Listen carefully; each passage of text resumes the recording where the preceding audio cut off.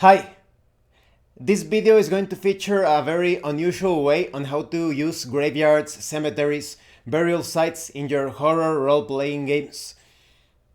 This video is going to contain some sensitive information. I have gone through the video and I have talked to the few other people that I know that have watched the video, and we have determined that the information is quite safe to be communicated in a YouTube video. I will talk more about the context in a few moments, but let's start with mentioning this video that it's basically Russian propaganda. I don't know who was responsible for creating the video, but it's basically mocking the Russians that want to go to live to the United States of America, that leave Russia in order to obtain a better life in the US. So the video is quite funny, actually. It criticizes many things that have been happening in the US, but it's very ironic in my opinion. I'm going to put the link to the video in the description of this video, but it's ironic because the Russian government, the Russian intelligence, are responsible for what has been going on in the US. The US has many bad things related to the Freemasonic origins.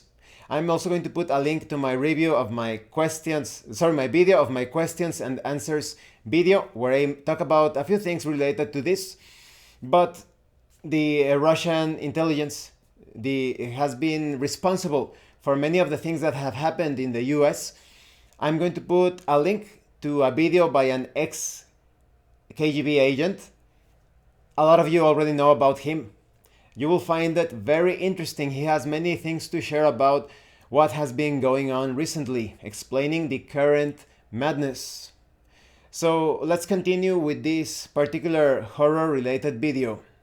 What I'm about to tell you happened in real life, but you can use it as a sort of, like a source for adventures, campaigns in a horror role-playing game setting. Okay, let's begin. A few years ago, one of my best friends, let's call him Johnny. Johnny knows that I'm into the occult, the paranormal, the supernatural, so he saw a very interesting video and he told me if I could give my opinion on that video.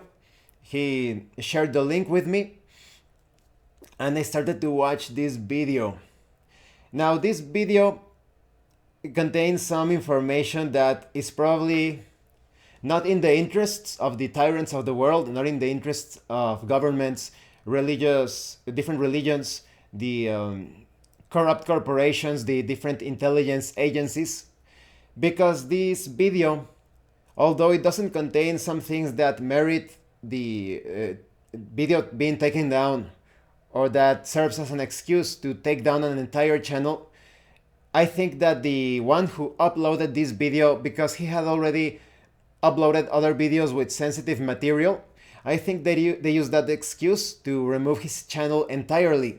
Because shortly after this video was uploaded, his channel was completely removed from YouTube. So it's not the material within the video itself. The material is problematic for the tyrants that I mentioned, but they used other material in other of his videos as excuses to take down his channel. So okay, like I said, Johnny shared this link with me, and so the video began. The owner of this channel was he was a Russian man that is currently living in Mexico, as I understand it. I don't know what happened to him after his channel was taken down, but he's a Russian man living in Mexico, as I understand it. He was talking about some very unusual things that he discovered in Russia, specifically starting in St. Petersburg, and then he investigated other places in Russia. I don't know where exactly he worked, but he basically had access to the deaths of people, to the registers of people dying and such. And he was always quite curious about these subjects since when he was very little or younger. He found it curious how sometimes in the coffins and such, there were scratch marks that people were being buried alive. And a lot of you know that there are certain conditions that, for example, if you have a heart attack or if you are poisoned in some way, it looks as if you are dead, but you are still alive. So there is that risk of burying the person alive. And that's why in several years back, they had that system that they tied sort of like a string or a rope or something to the legs or the hands of a person, and they were connected to a bell that was above at the ground level. That is, the bell was not buried with the person, it was outside in the tomb, near the tomb.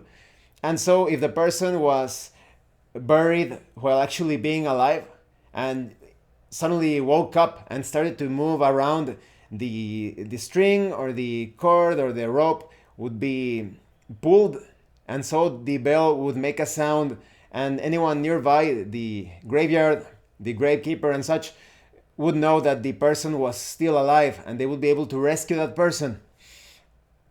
But this Russian man, he started to become quite curious about this. He noticed that in his profession, I don't know exactly where he worked, but he started to look into the deaths of many people in St. Petersburg, and something quite odd happened. First of all, the land where Russia currently is at, before it became the nation that that is being handled or represented today, well, it's a very ancient land with many people that lived before the modern Russian citizen, of course. So he started to notice that the graveyards in St. Petersburg were relatively new. Before that, the burials were different. They had burial mounds, barrows, and the edifices that served as a way to house, and this is key, house the person that died. They look a bit like houses or like places of habitation. This is very interesting because, for example, here in Mexico, different graves of wealthy people, usually narcos and such, or politicians, they are very well equipped. You have these luxury graveyards. The mausoleums, the crypts, are basically 5-star hotel rooms or penthouses. They have everything. They have air conditioning. I think some of them actually have fridges and such. So you can basically use it as a house to live there. You could live there as much as you wanted. Of course, you need to be related to that, the one that was buried there. And so it made me think of that.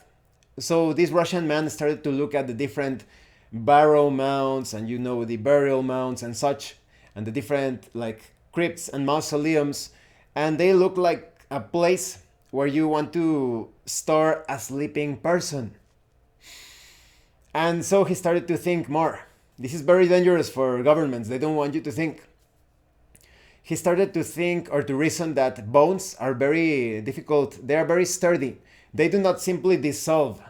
Bones last for many years, hundreds, perhaps thousands of years. It depends on the condition where the bones are being kept. If the soil has some sort of preservative effect upon the bones.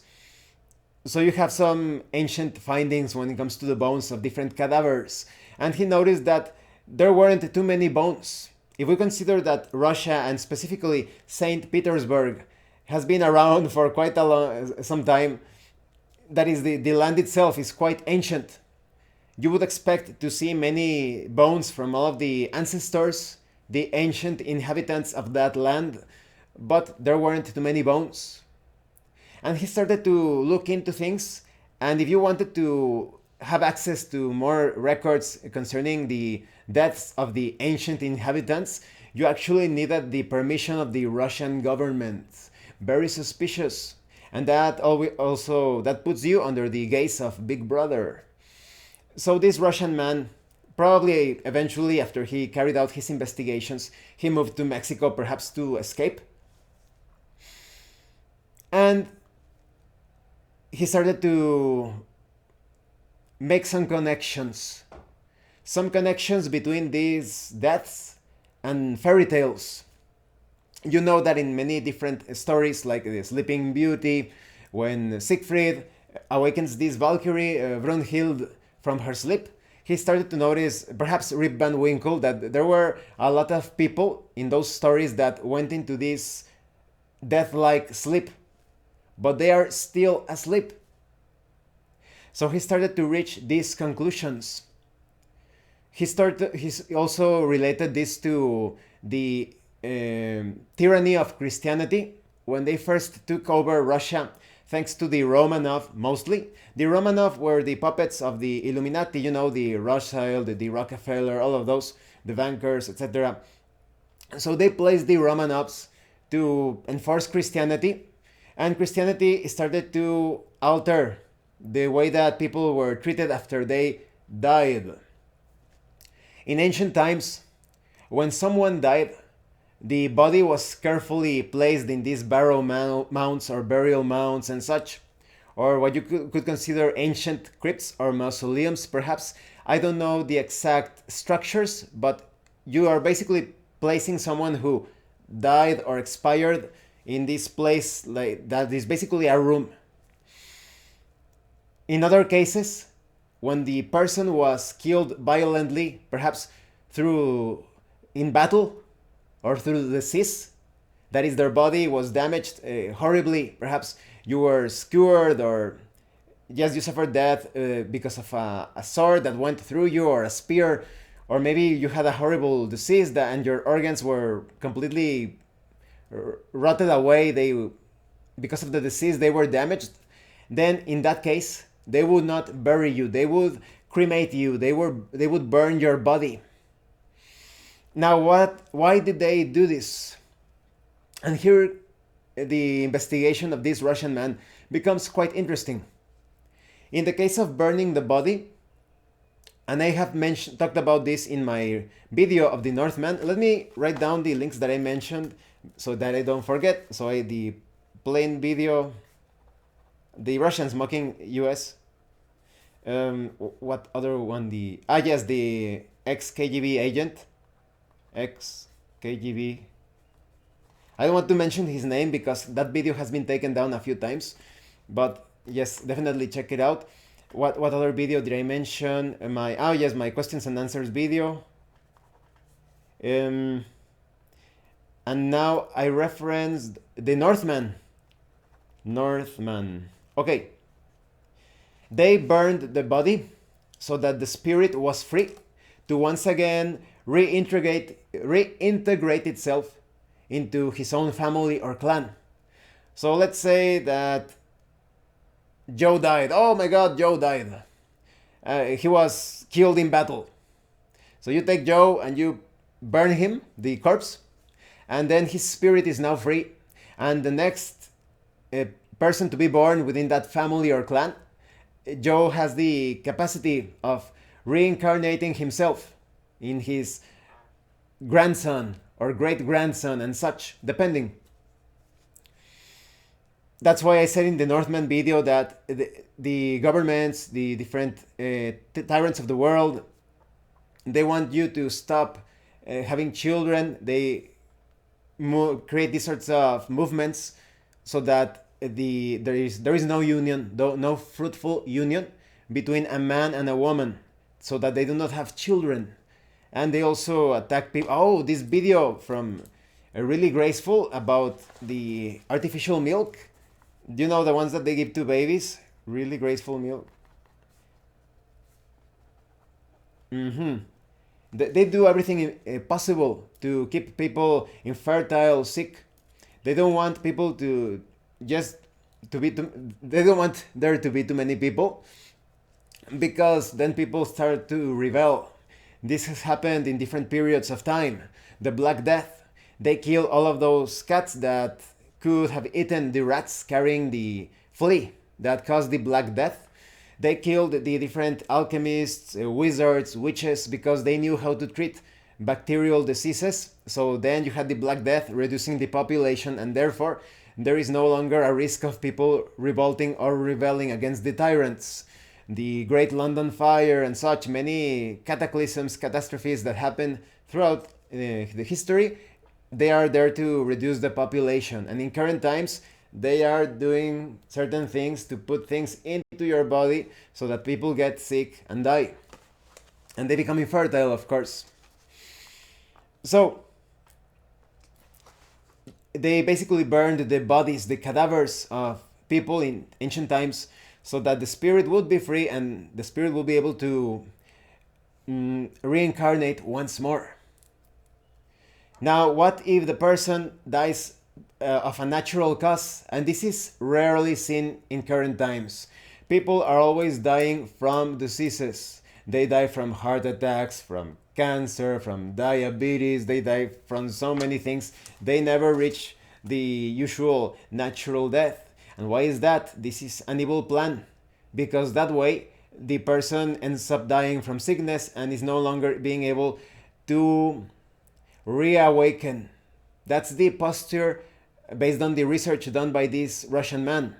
According to him, in ancient times, people that had a very pure lifestyle, that is, those people didn't put all sorts of pharmaceutical products into their bodies. They didn't eat processed foods. They were very natural in their lifestyle. So their bodies were very clean, very pure. So I imagine that after living a certain number of years, perhaps 100, 200, that there are, for example, in the Bible and other mythologies, they mention how there are these people that live hundreds of years. I think that is also related to this. So these people that reach a certain age, they enter this death-like slumber. And that's the reason why they put them into barrow mounds and different burial structure or sites, burial structures, to take care of the body. They basically had people watching over that person that went into this sort of coma, and after a number of years passed, supposedly this person would reawaken. And that would explain, like I said, all of those stories of the Sleeping Beauty and Brunhild and perhaps Rip Van Winkle and those sleeping warriors, and those stories that, the warrior went to sleep and one day he will return. Like the typical Arthurian myth that, they took Arthur to Avalon and now one day he will reawaken. All of those stories. And so this Russian man said that when the Romanov came, they went into different agents, went into different mausoleums, burial mounds, crypts, barrow mounds, and they started to basically kill the person. They took the so-called corpse, was not actually a corpse. According to that, it was a person in a coma, and they killed that person. They destroyed, dismembered the bodies, so that person wouldn't be able to reawaken. Because according to that, supposedly when the person went into that death-like sleep, the body started to rejuvenate. Can you imagine that? That's pretty extraordinary, if it is actually true. And so the tradition, the Christian tradition of getting people in these coffins, in these wooden boxes, burying them deep underground and putting slabs of concrete and crosses on top of them so that they would have no chance at all to reawaken. That's why Christians carried out that nefarious evil plan.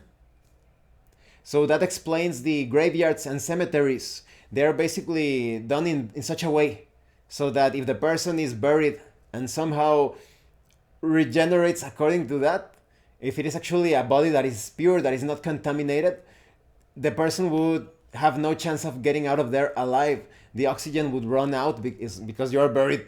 And if you had any chance of actually reawakening by some miracle, well, you had all of that dirt on top of you, of that soil, and you had that slab on top of you as well, so it was going to be pretty impossible. So it was the conviction of this Russian man that this agenda is currently happening, that they are keeping people from reawakening because they don't want people to be wiser. As people grow older, they become wiser in the most favorable cases. Sadly, it is not so in a lot of cases. You will see people in their 50s, 60s, 70s, 80s, they are kidults, they are asleep. They do not know anything about what is going on with the governments, with the intelligence agencies, the corrupt corporations with religions. They are like kids. They can have a house, a family, a job, but they are still kids. They are still playing in this fictional world. So yes, this is a very interesting thing to use in role-playing games, because if you use cemeteries or graveyards in your adventures or campaigns, maybe you can start out the adventure with the characters being paranormal investigators, and they are perhaps out of their own curiosity, or they are tasked with investigating these rumors of people awakening in different graveyards, that perhaps they are zombies or vampires or whatever. So they go to these graveyards and cemeteries to investigate these rumors of people coming out of their graves and attacking others, and they could be like ready to fight zombies and all of that. And they discover that they are not actually zombies, that they are actually some people that somehow survived the burial and they are still alive. Or perhaps they go to some ancient burial site, to some barrow mounds and such, and they stumble upon someone who is sleeping. The body is perfectly preserved, and suddenly that person awakens and could be like, "Oh, what date is it? What time is it?" Like they don't know how many years they have spent in that coma. So yes, like I said, it's a very interesting twist or way to change the typical cemetery or graveyard situation in a role-playing game. And they start to discover this, that a sort of evil plan has been carried out because people actually can live longer than usual, and they enter this coma-like state from which they awaken, rejuvenated, to keep on living. Now, what do I think of this as an occultist? Well, I think it's very interesting to see if that is actually true. In order to carry out that experiment, you will need to live a very pure life, eating as naturally as possible, not eating those horrible processed foods with all of those chemical substances that damage your body, using everything organic, natural, homemade or homegrown if possible. And of course, use only very natural medicines or very simple chemistry based medicines, nothing from the pharmacies, nothing, no pharmaceuticals. So it's all about remaining alive and see what happens when you reach a certain age. I don't know what will happen. I have never attempted that experiment. Maybe the person will become very sleepy. That is because of the people that I have known that have died. They have died from, oh, heart attack, oh, diabetes, oh, cancer. You see? Because they didn't take care of themselves, because they were so willing to trust strangers that supposedly know about your health. Because people are so asleep. They think that just because they are wearing lab coats, they know what is best for you. Why do you trust strangers about your health? Why do you trust strangers about your physical and mental health? The same about institutions, education. Why would you give your children to those institutions so that they brainwash them? Like the Jesuits say, give me your children and we will have them worshiping Christ. They can brainwash the bodies, the child, the different kids. They are sponges. So anything that has been taught to them from very early in life, all of that propaganda, they are going to grow up thinking that is normal.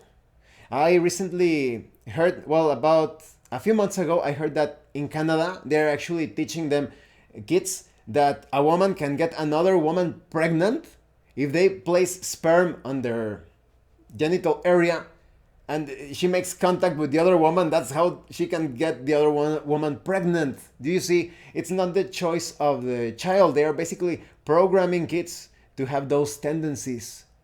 So it's not natural or normal at all. So I hope this video was entertaining and informative. So sad that I couldn't download that video. I didn't think that they would take it down so quickly.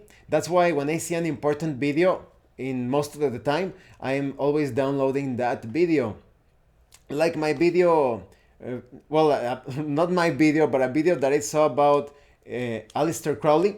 I'm going to put the link to that video. If it hasn't been taken down, I'm going to put the link in the description. Aleister, let me write that down.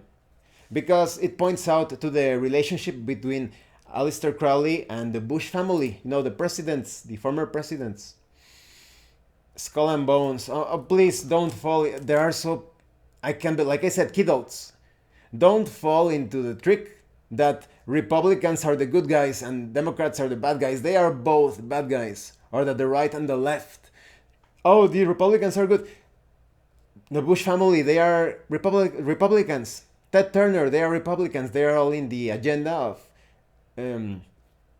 population control. Take a look at the Skull and Bones Society. See the sorts of rituals that they carry out. People need to wake up, and if they don't wake up, natural selection is going to take course. And nobody knows what happens when you die. As hinted at in this video, nobody knows exactly what happens in real life. Are you so arrogant as to think that there will be a paradise because you lived in complete ignorance? Or will there be hell? Thank you for watching this video, and thank you for your likes and your comments. If you have questions or comments, please let me know. And thank you so much to those of you that are going the extra mile to support the channel. If anyone else wishes to further support the channel, the information on how to do that will be in the description below. Once again, thank you and see you later.